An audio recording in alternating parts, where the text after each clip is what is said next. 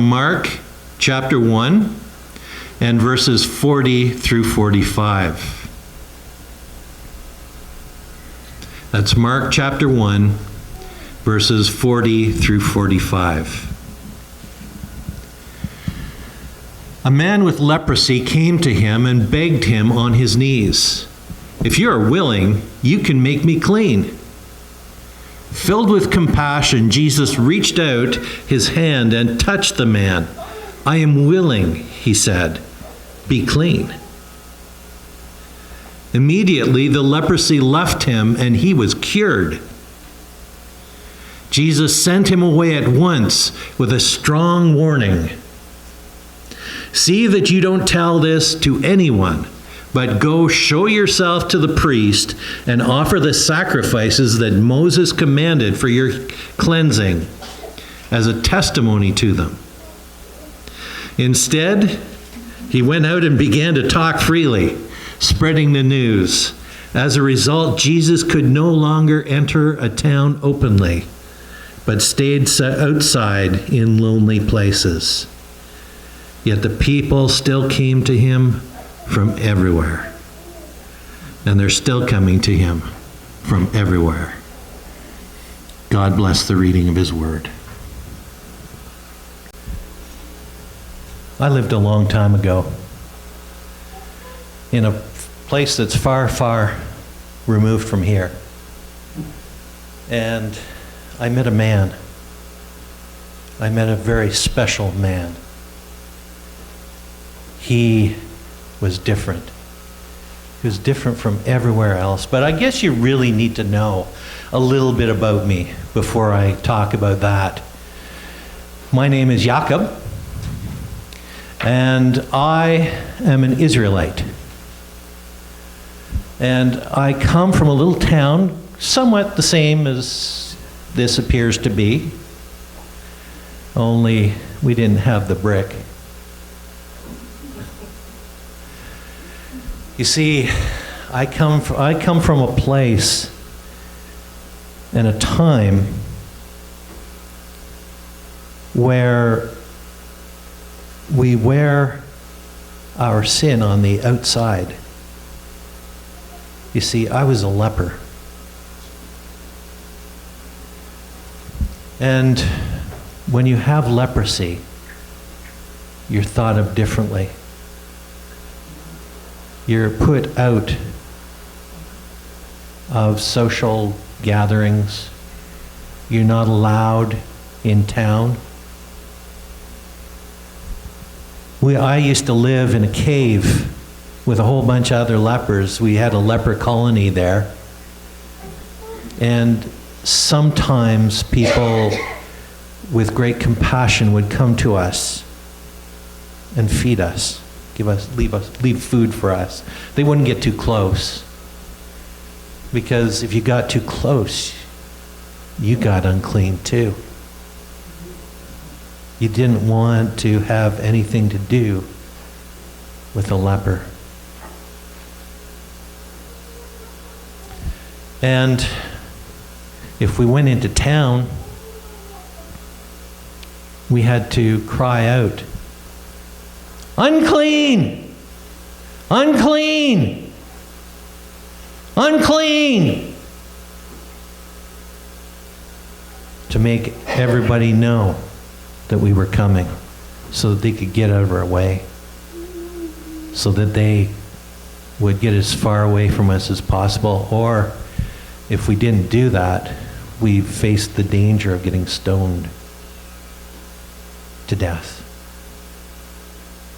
because nobody wanted to be around a leper. You see, my people, they took everything away. And they treated us like outsiders.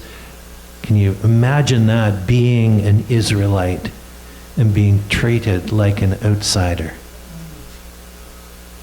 That was terrible. We were part of the promise. And yet we were on the outside looking in. Well, I heard about this guy who was going around and preaching and doing miracles and all this kind of thing. I mean, we had a lot of those kind of people that were trying to say that they were Messiah, that they had come to take us out of captivity to our Roman slave masters, really. They took all their money in taxes, except those who had bought their way out. They had enough money to do that.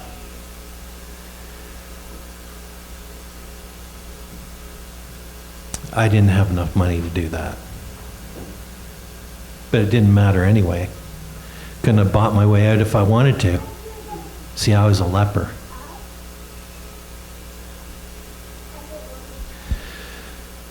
But I heard about this guy, and I couldn't really believe it at first, because, I mean, there were so many of them that were proven false. So many people that came around saying, I'm the Messiah. Follow me. But they weren't really. They were just pretenders. They didn't have it. But this guy, apparently he taught with an authority that no one else had, that no one else taught with. Like even the Pharisees that we respected more than any other, because they weren't politically based, they weren't trying to get in good with the authorities or anything like that. They were just practicing their faith in front of us, trying to set us a good example. Even they didn't teach with the authority that this man did. And people kept coming, and they kept talking about this guy. Well, one day, this guy came to our town. Well, it wasn't my town anymore. I couldn't go near it. But he came to the town that was close to me. And I thought, maybe, just maybe, this guy could do something for me, could take this terrible curse away. Because I was nobody. I was the outcast. I was somebody who didn't belong. I was on the outside looking in. And I wanted to be part of the community. I wanted so terribly much to be a part of the community. Just to be a part of something that really mattered. I needed that. But lepers aren't allowed to experience that. But this is what I decided to do. I decided to get on the road and to make my way slowly to town. Because if this man held the key to my life, I needed to meet him. I needed so desperately to meet him. And so I started walking. I started walking slowly to town. And this guy, everywhere he went, he had a big crowd around him. Hundreds of people. And for us, that's a big crowd. Even sometimes thousands were there. Because his teaching was different. His ability to heal and even to cast out demons. Have you ever heard of that? He was able to do that. He had that power. And so I thought maybe, just maybe, he could heal me. Just like he'd healed so many others. And I made my way to the edge of town. And it was like I said, it was like Carnival Day. But I stopped at the edge of town because I knew what was going to happen as soon as somebody saw me. They were going to say, "Unclean! Unclean!"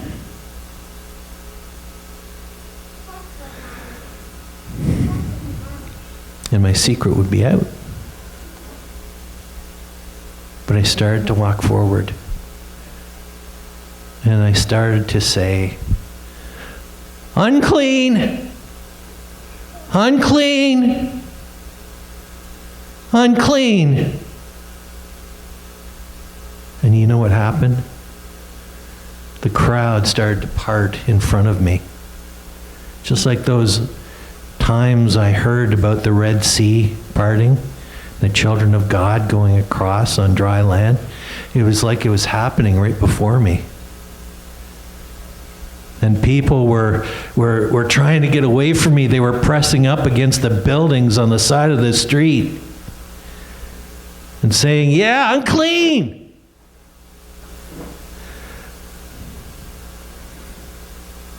They were even pressing into the buildings to try and get away from me. And I didn't see Jesus. I didn't see this man that I was looking for because the crowd was too large. But it was parting. It was continuing to part. And finally, I saw him in the distance as the crowd parted, and I walked toward him. And I knelt down before him and I said, "Jesus, if you will, you can make me clean. I know it. I've come this far, please."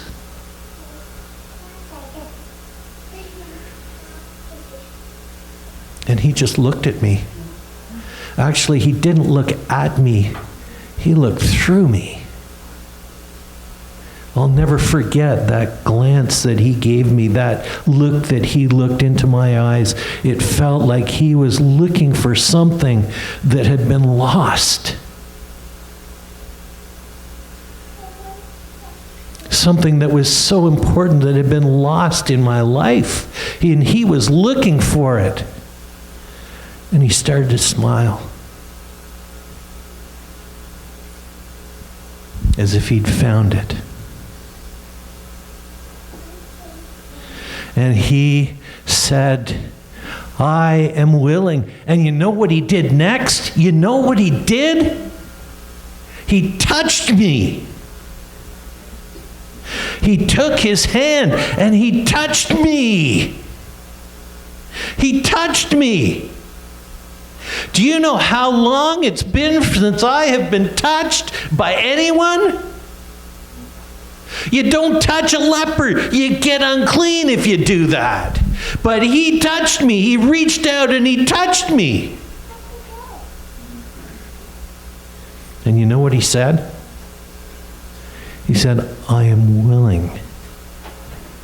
Be clean." And I was so transfixed by his gaze that I didn't even realize anything was happening. But then I looked at my hand, and I had 5 fingers.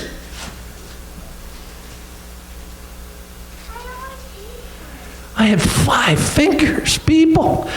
That's big. And the leprosy was gone. The leprosy had left. I was clean. And it was because of this man called Jesus, this man called Joshua. He is Savior. He is Lord. He commands even sickness to go. He makes people whole.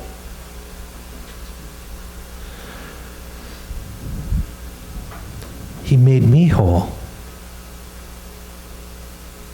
And then he said something else. I'll never forget it because it was said in love. He said to me, "Don't say anything to anyone about what has happened." Usually the other guys, they'd say, "Go and broadcast it. I want more followers." But this guy says, "Don't tell anybody. Don't tell anybody about what has happened. Keep it a secret." And then he said, "Go and show yourself to the priest and offer the sacrifices that you should offer for your cleansing, like the Mosaic law says." Because Jesus knew that I still wouldn't be accepted into the community. And that's what I really hungered for. That's what I really wanted more than anything. I just wanted to be a part of something that mattered. I wanted to be a part of something that mattered.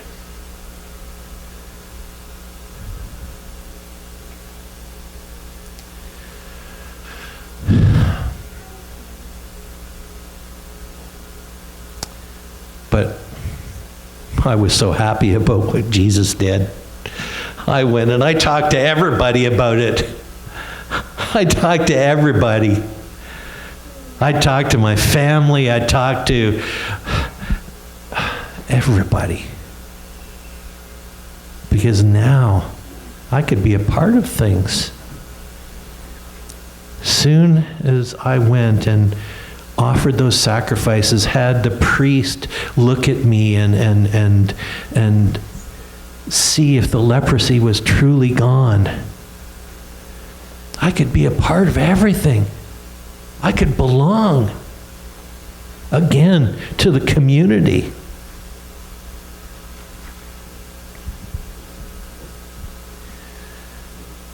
It was like a new lease on life.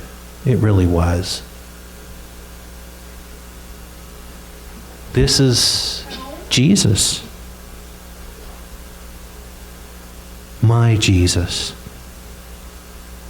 who came to me and gave me everything that I needed.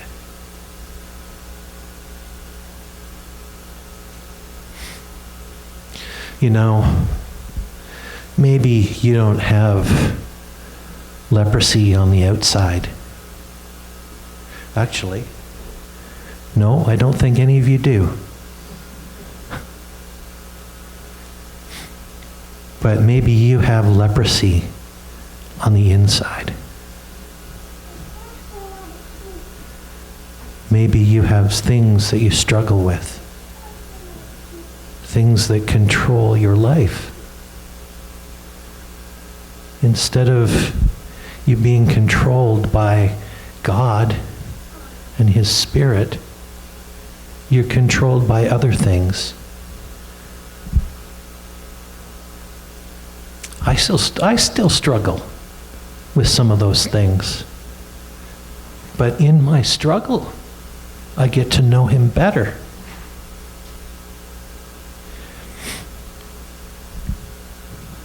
What is the thing that keeps you bound, that keeps you from experiencing what God has for you?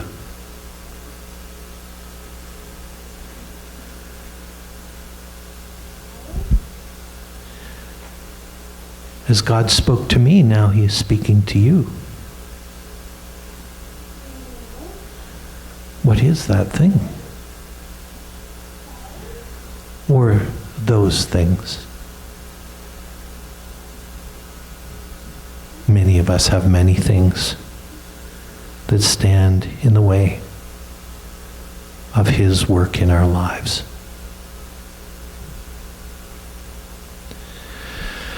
You know, I'm just,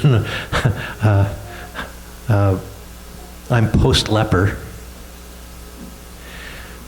But, you know, sometimes inside, I feel like I'm still a leper.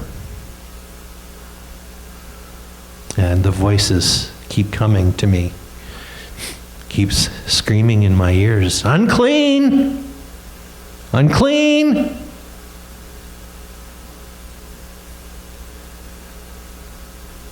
But God comes to me and he says, my child,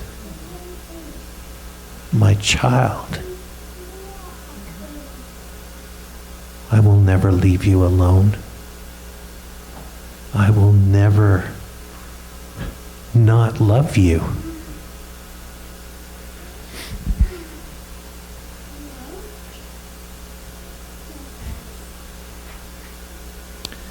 I don't deserve any of this.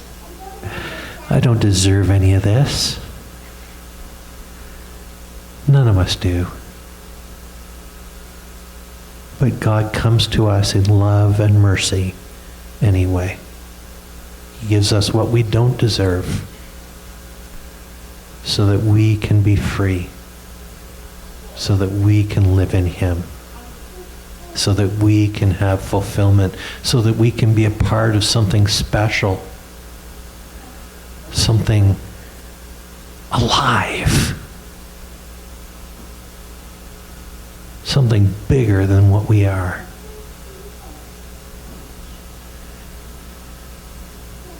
As I look at your faces today, I know you're a part of it.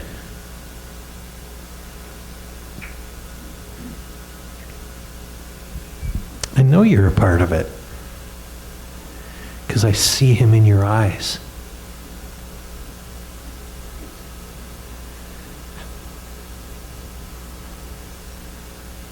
And you know what? If you're not, there's an invitation every day. There's an invitation right now. Come to me. Come to me, and I will be your God.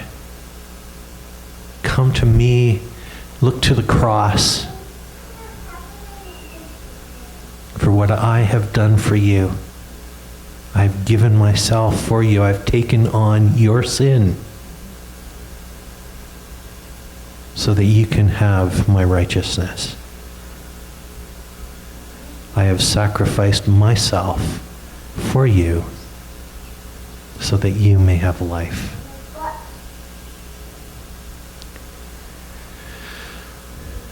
Well, that's my story.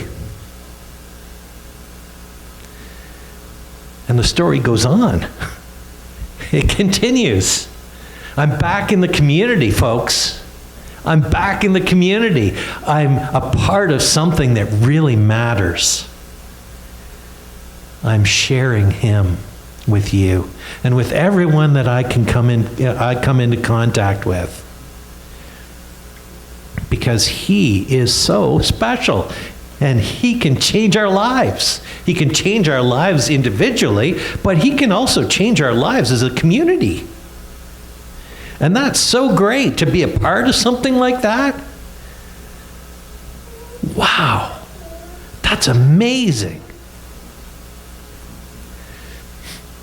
Jesus had a meal with his disciples. He had a meal with his disciples, and it was called the Lord's Supper. And it was the last meal he had with his disciples before he made the sacrifice that would make all of this possible. And I hear it from good sources that you are about to celebrate that meal. Isn't that wonderful? That you're about to have bread and wine, or bread and grape juice, that represent his blood for the new covenant, and that represent his body that is broken for you. That's what I hear. And I think the source is good. You know, It's great to be a part of a community that matters.